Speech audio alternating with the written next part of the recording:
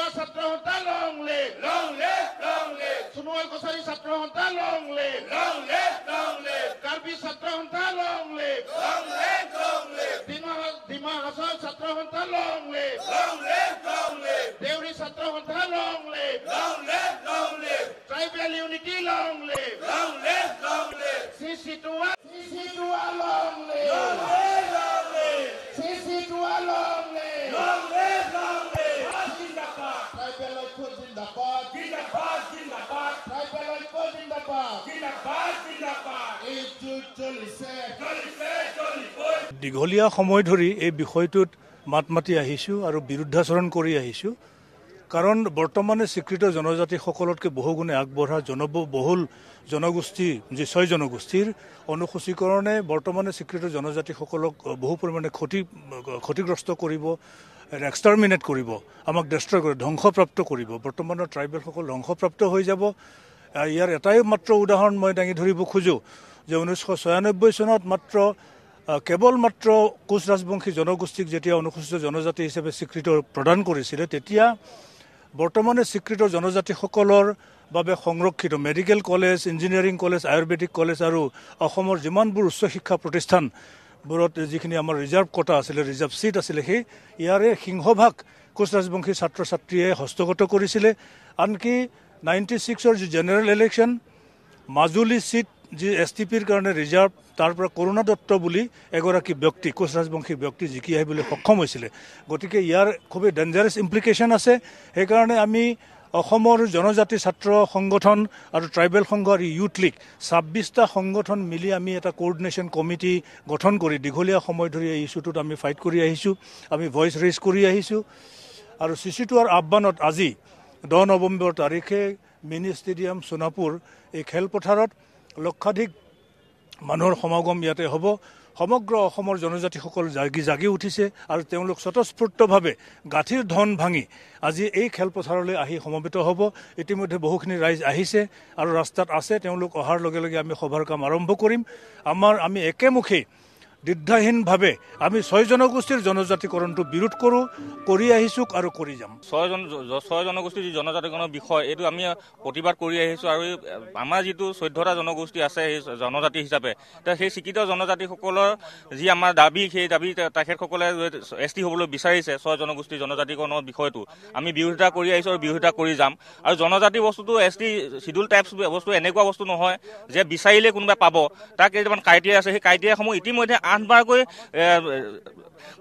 মানে registered cancel হোৱা পাছতো তেখেতসকলে আকৌ ST হ'বলৈ বিচাৰিছে আৰু অসম চৰকাৰক আমি দাবী জনাইছোঁ যে অসম চৰকাৰে এই সিদ্ধান্তত স্পষ্ট এটা সিদ্ধান্ত গ্ৰহণ কৰক তেখেতসকলে কৈ আছে যে 25 নৱেম্বৰ তাৰিখে আমি এই 6 জনগোষ্ঠীৰ জনজাতিৰ বিষয়টো আমি উত্থাপন কৰিম সদনত কিন্তু সদনত কি উত্থাপন কৰিব তেওঁলোকে স্পষ্ট কৰক আৰু এই 6 জনগোষ্ঠীৰ জনজাতিকৰণৰ বিষয়টোক আজি আদিত্য ঠাকৰে ডাঙৰীয়াক তেখেতসকলে যেনেধৰণে আক্ৰমণ কৰিবলৈ লৈছে এইটো কিন্তু আমি সদায় খদৰীয়া ছাত্ৰ সন্থাই বিৰোধিতা কৰি যাম আৰু 6 জনগোষ্ঠী আমি সকীয়াই দিবলৈ বিচাৰিছোঁ আদিত্য ঠাকৰে ডাঙৰীয়া এজন মানে কি ব্যক্তি নহয় তেওঁ এজন আমি 26টা জনগোষ্ঠীয় সংগঠনৰ তেওঁ এজন CC2R মুখ্য সমন্বয়ক তেখেতক ব্যক্তিগতভাৱে আক্ৰমণ কৰা আমাৰ পৰিলক্ষিত হৈছে গতিকে আমি 6 জনগোষ্ঠীৰ জনজাতিকৰণৰ এই 6 জনগোষ্ঠীৰ যি বিষয় এই বিষয়ববীয়াসকলক কোচ ৰাজবংশী ছাত্ৰ সন্থাই হওক চাহ জনজাতি ছাত্ৰ সন্থাই হওক বা চুতীয়া ছাত্ৰ সন্থাই হওক মৰাণ ছাত্ৰ সন্থাই হওক সকলোকে আমি সকীয়াই দিব বিচাৰিছোঁ যাতে আদিত্য ঠাকৰে ব্যক্তিগত হিচাপে তেখেতসকলে কোনো আক্ৰমণ নকৰে গতিকে আমি আজি এই লক্ষাধিক যি আমাৰ ইয়াত 1 লাখ মানুহ আমি গোটাবলৈ কাৰণে যি সক্ষম হ'ম ইয়াৰ জৰিয়তে আমি অসম চৰকাৰ আৰু কেন্দ্ৰীয় চৰকাৰ আৰু 6 জনগোষ্ঠীক আমি দাবী জনাব বিচাৰিছোঁ যে তেখেতসকলে যি 6 জনগোষ্ঠীৰ জনজাতিৰ বিষয়টো অসম চৰকাৰে স্পষ্ট কৰক যি গণ সমাৱেশ আজি অসমৰ বিভিন্ন প্ৰান্তৰ পৰা আমাৰ জনজাতীয় ৰাইজ স্বতঃস্ফূৰ্তভাৱে ওলাই আহিছে এইটো জাষ্ট এটা ট্ৰেইলাৰ কাৰণ অহা 25 নৱেম্বৰৰ যি প্ৰতিবেদন দাখিল কৰিব এই প্ৰতিবেদন দাখিল কৰাৰ পূৰ্বে যদি অসম চৰকাৰে যদি এবাৰ ভাবি নাচায় বৰ্তমানৰ জনজাতীয়সকলৰ কথা যদি এবাৰ ভাবি নাচায় তেতিয়াহ'লে ইয়াতকৈ বেছি আমি আকৌ ভয়ংকৰ ৰূপ এটা আমি হেৰি কৰিম কাৰণ আমি এটাই বিচাৰোঁ যে বৰ্তমানে যিসকল জনজাতীয় ৰাইজ আছে আমাৰ অধিকাৰ আমাৰ যিখিনি আমি সাংবিধানিকভাৱে আমি যি অধিকাৰ পাইছোঁ সেই সৰ্ব নোহোৱাকৈ 6 জনগোষ্ঠীক 10 জনগোষ্ঠীক যি দিয়া আমাক ক'ব লগা নাই কিন্তু বৰ্তমানৰ যিখিনি আমাৰ জনজাতীয় ৰাইজৰ যিখিনি আমি সাংবিধানিকভাৱে যি অধিকাৰ পাইছোঁ কোনো কাৰণতে সেই অধিকাৰ আমি সাব্যস্ত সৰ্বৰ হ'ব দিব নোৱাৰোঁ কাৰণ শেহতীয়াকৈ আমি দেখিছোঁ যে 6 জনগোষ্ঠীৰ যিকেইটা জনগোষ্ঠী আছে, আজি টাই আহোমে কওক বা কোচ ৰাজবংশী কওক, ৰাজবংশী মানে এটা ৰয়েল ফেমিলি, আজি ৰয়েল ফেমিলিয়ে জনজাতি হ'বলৈ বিচাৰি আছে। তো আমি কোনো কাৰণতে আমি মানি ল'ব নোৱাৰোঁ। তেখেতসকল শিক্ষা দীক্ষাতেই হওক, ৰাজনৈতিকভাৱে হওক বা জনসংখ্যাৰ ক্ষেত্ৰতো যথেষ্টখিনি আগবঢ়া। আজি চাহ জনগোষ্ঠী হৈছে উৰিষ্যা, ঝাৰখণ্ডৰ তেখেতসকল ট্ৰাইব হয়। আজি ভাৰতীয় সংবিধানে কি কৈছে যে এটা পাৰ্টিকুলাৰ ষ্টেটত তেখেতসকলৰ জনজাতিৰ মৰ্যাদা আৰু কেটেগৰী পাৰ্টিকুলাৰ এৰিয়াত হয়। কিন্তু তেনে ক্ষেত্ৰত তেখেতসকলে যি এই জনসংখ্যাৰ বা যিটো মেইন পাৱাৰ দেখায়, তেখেতসকলে মানে কি ৰাজনৈতিকভাৱে এই জনজাতিৰ কি কয় দাবী বিচাৰি আছে। আমি কোনো কাৰণতে আমি মানি ল'ব নোৱাৰোঁ। আমি এটাই কথা, আমাৰ অধিকাৰ যাতে কোনো কাৰণতে আমি খৰ্বৰ হ'ব নিদিওঁ।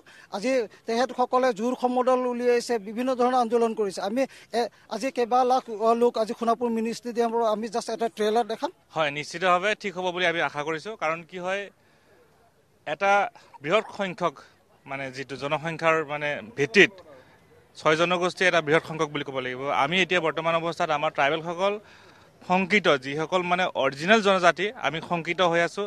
আৰু আমাক কেনেকৈ চৰকাৰে সুৰক্ষা দিব, সুৰক্ষিত কৰিবৰ কাৰণে আমাক নিশ্চিতভাৱে আমাক এটা আশ্বাস দিব লাগিব যে তেওঁলোকক কেনেকুৱা ধৰণে জনজাতিকৰণ কেতিয়াও কৰা নহয়, সেইটো আমাক আশ্বাস দিব লাগিব চৰকাৰৰ ফালৰ পৰা। আৰু চৰকাৰেও দুমুখীয়া নীতি পালন কৰিছে। কাৰণ এফালে ক'ব গৈছে যে তেওঁলোকক মানে চৰকাৰে জনজাতিকৰণ 6 জনগোষ্ঠীক জনজাতিকৰণ কৰিম বুলি পেলাই এটা তেওঁলোকে কথা দি ৰাখিছে। আৰু সেই মাজত মেৰ পাকত মানে আমাৰ যিসকল জনজাতি অৰিজিনেল জনজাতিসকল আছিলে, সেই জনজাতিসকল মানে মেৰ পাকত পৰি পেলাই এতিয়া আজি আমাৰ ইয়াতে লক্ষাধিক মানুহ ইয়াতে জমা হ'বলৈ বাধ্য হৈ পৰিছোঁ। কাৰণ আমি যদি ৰাস্তাত ওলাই নাহোঁ, তেতিয়াহ'লে আমাক ভাবিছে আমাৰ যিখিনি আমাৰ জনজাতিৰ মৰ্যাদা, আমাৰ নিজৰ মৰ্যাদা থাকিলেও সেই মৰ্যাদা থাকিলেও আমাৰ যিবিলাক অধিকাৰ, সেইবিলাক অধিকাৰ সম্পূৰ্ণৰূপে নিঃশেষ হৈ যাব। কাৰণ আজি বৃহৎ সংখ্যক জনজাতি আমাৰ অকল অসমতে প্ৰভাৱ নেপেলায়, গোটেই ভাৰতবৰ্ষৰ যিটো আমাৰ যিটো ৰিজাৰ্ভেশ্যনৰ যিটো প্ৰক্ৰিয়া, সেই বস্তুটো কমপ্লিটলি আঘাত হ'ব। কাৰণ ইয়াতে মাত্ৰ 7.5% অল অভাৰ ইণ্ডিয়া, আৰু ইয়াতে মাত্ৰ 10% আমাৰ তাতে দিয়া আছে।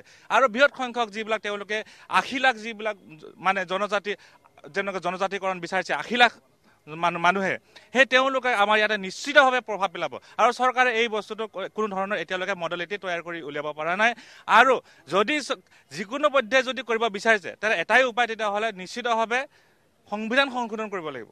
সংবিধান সংশোধন কৰাটো ইমান সহজ পদ্ধতি নহয়। আৰু সেইকাৰণে হয়তো আজি চৰকাৰেও ক'ব বিচাৰিছে যে আমি তেওঁলোকক জনজাতিকৰণ দিম, আৰু আমাকো তেওঁলোকে আশ্বাস দিব বিচাৰে যে আপোনালোকক আমি জনজাতিকৰণৰ পৰা তেওঁলোকক আমি আঁতৰাই ৰাখিম। গতিকে আমাক দুমুখীয়া নীতি সৃষ্টি কৰি এটা বৃহৎ প্ৰকাৰৰ মানে এটা বৃহৎ ৰাজনৈতিক মানে এটা মুনাফা ল'বৰ কাৰণে হয়তো কংগ্ৰেছে হওক বা বিজেপি হওক অন্য যিমানবিলাক মানে সংগঠন আছে, সকলোৱে মানে এক প্ৰকাৰে মানে যুদ্ধত নামি পৰিছে। এতিয়া 2026 আহি আছে, সেই 2026ৰ কাৰণে হয়তো নিশ্চিতভাৱে তেওঁলোকে কথা দিছে, বাৰ কথা দি আছে যে আমি কৰি দিম। আমি টক শ্ব'ত দেখিব পাইছোঁ। এইটো এটা সাংঘাতিক এটা আমাৰ গোষ্ঠী সংঘৰ্ষ হ'বলৈ গৈ আছে। এই গোষ্ঠী সংঘৰ্ষটো চৰকাৰে কেনেকৈ ধৰণকৈ ৰখাব? চৰকাৰে ৰখাব নোৱাৰে, নিশ্চয়কৈ ৰখাব নোৱাৰে।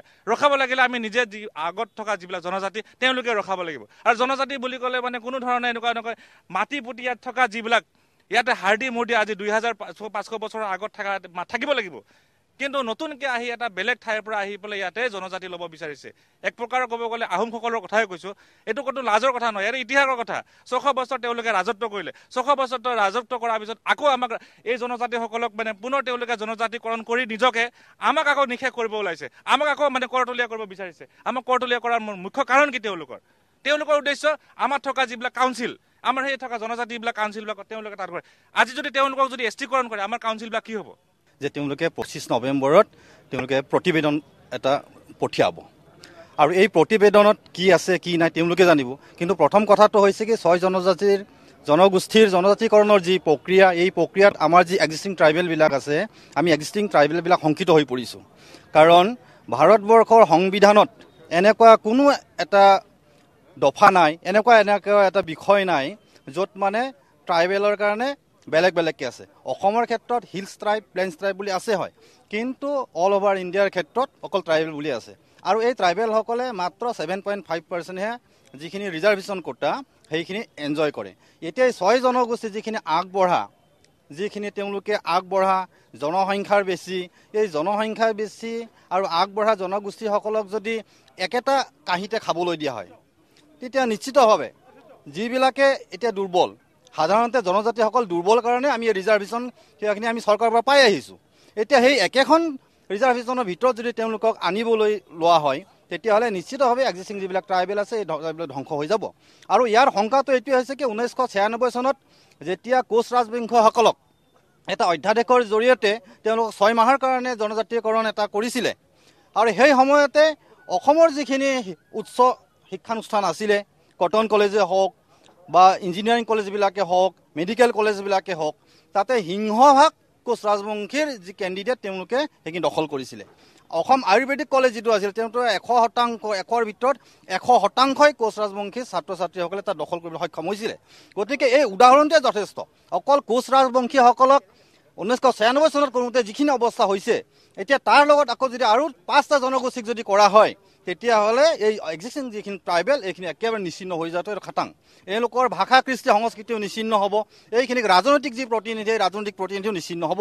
কাৰণ আপোনালোকে জানে 1996 চনত যেতিয়া কোচ ৰাজবংশীসকলক জনজাতিকৰণ কৰা হৈছিলে মাজুলীৰ যি জনজাতি বিধানসভা সমষ্টি এই বিধানসভা সমষ্টিৰ পৰা কোচ ৰাজবংশী জনগোষ্ঠীৰ কৰুণা দত্ত বুলি ব্যক্তি এজনে জয়ী হৈ আহিছিলে। গতিকে এই শংকাটো আমি তেতিয়াৰ পৰা কৰি আহিছোঁ আৰু এই কাৰণে জনজাতিকৰণৰ বিৰুদ্ধে যি 6 জনগোষ্ঠী জনজাতিকৰণ প্ৰক্ৰিয়া যিটো আৰম্ভ কৰিছে আৰু চৰকাৰেও যিটো তেওঁলোকক এটা হাত উজান দিছে আমি ইয়াৰ সম্পূৰ্ণ বিৰোধ কৰিছোঁ আৰু চৰকাৰক আমি আহ্বান জনাইছোঁ যে এক্সিষ্টিং ট্ৰাইবেলবিলাকৰ ক্ষয় ক্ষতি নোহোৱাকৈ কৈছে আপোনালোকে যে তেওঁলোক জনজাতিকৰণ কৰিব। এনেকুৱা কি ফৰ্মুলা আপোনালোকে উলিয়ালে যিটো ফৰ্মুলাৰ জৰিয়তে এতিয়ালৈকে আপোনালোকে 25 তাৰিখে তেওঁলোক প্ৰতিবেদন পঠিয়াব বিচাৰিছে সেই ফৰ্মুলা আমাক আপোনালোকে অৱগত কৰক। সেইখিনি অৱগত নকৰাকৈ আপোনালোকে যদি কয় যে 6 জনগোষ্ঠীৰ জনজাতিকৰণৰ বিষয়ে আমি 25 তাৰিখে প্ৰতিবেদন পঠিয়াম তাৰমানে এইটোৱে ভাবিব লাগিব যে অসমত তেওঁলোকে গোষ্ঠী সংঘৰ্ষ এটা সৃষ্টি কৰিব বিচাৰিছে। গতিকে আমি চৰকাৰক আমি সকীয়াই দিছোঁ যে এই কিবাখিনি যিখিনি বিষয় এইটো 6 জনগোষ্ঠীৰ সংখ্যাটো বেছি কাৰণে তেওঁলোকৰ বুকুচাত উঠি তেওঁলোকে নিৰ্বাচনী বৈতৰণি পাৰ হ'ব বিচাৰিছে তেতিয়াহ'লে এইটোৰ ধাৰণাটো তেওঁলোকৰ সম্পূৰ্ণ ভুল হ'ব আৰু অনাগত দিনবিলাকত অসমত এটা অৰাজক পৰিস্থিতি সৃষ্টি হ'ব মাত্ৰ ৰাজনৈতিক এই ষড়যন্ত্ৰৰ কাৰণে।